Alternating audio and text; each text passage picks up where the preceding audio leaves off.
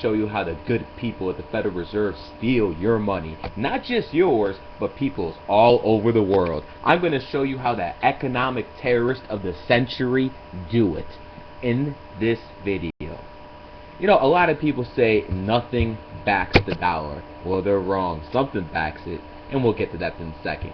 But let's go back to the Federal Reserve. See, the Federal Reserve job is to make money, and they loan that money out to your elected puppets, better known as the United States Senate, Congress, executive puppet in chief, the President of the United States, and the judiciary, which is supposed to be independent. But they loan money to this institution. This institution is then charged interest on that money, and that's where you come in, because they got to get that money from you, the taxpayers. But let's go back to the dollar. See, because that's how they take care of business in this country. What they do across the world is a lot more devious. Let's start like this. No matter what you do in this world, if you want to buy oil, you need American dollars. So what does that mean?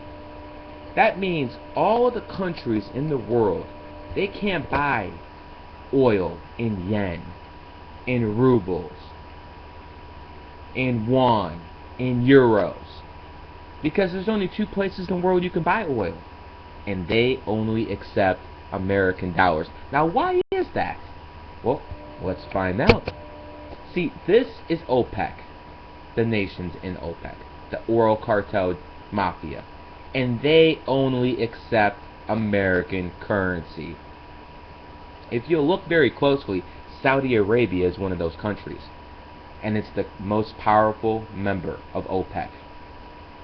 The Saudi Arabian regime in the 1970s agreed to only accept American currency for their oil. So what does that do? That means the rest of the world has to send us their junk, their Toyotas, their shoes, their pants, all to get American currency so they can go to these countries, give them those dollars, and then get oil. So now the cycle doesn't end. Because see, these countries, yeah, they get to siphon off some of that money, live good. Not the people, but the thieves in the charge of the government.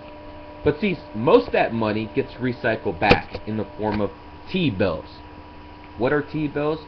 That's American government debt. So let me start this again so people understand how this cycle works.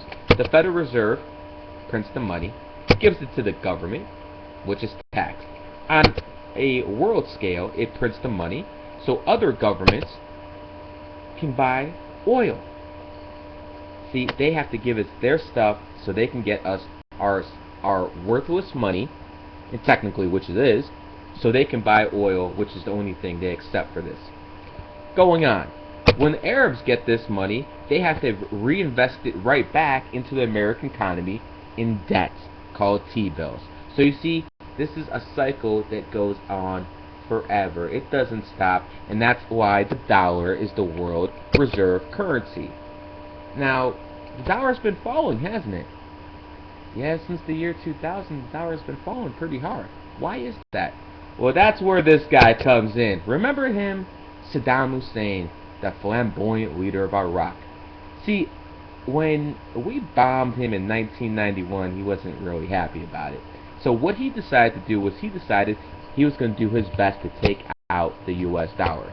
So what he did was, under the oil for food program with the UN, remember this wasn't with the oil cartels, OPEC, but with the UN, he said, I'll give you my oil, but I don't want dollars, I want euros. Uh-oh. That means dollars aren't needed in Iraq. That means the dollar is falling in value.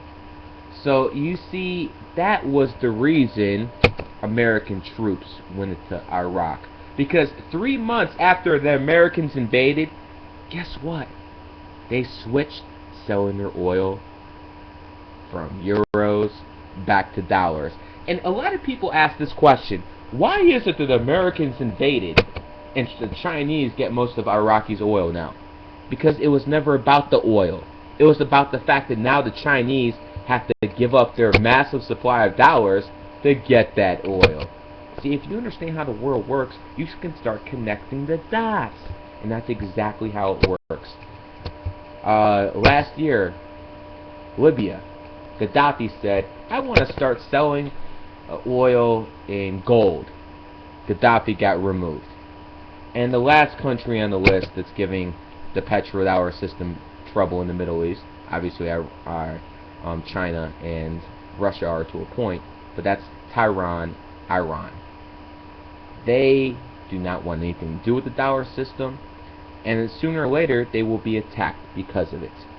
Because American superpower does not lie in our military, in our tanks, it lies in this simple currency right here. The US dollar. And as soon as that bond with oil is broken, all those dollars get flushed back to the US and they become worthless, which means hyperinflation, which means that loaf of bread is going to be costing 50 bucks, gas is going to be costing 20 bucks a gallon, and that's how the world's going to start working.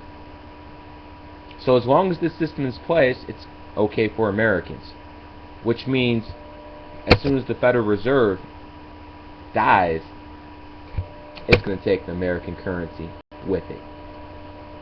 So this was a little brief history lesson of how the world works.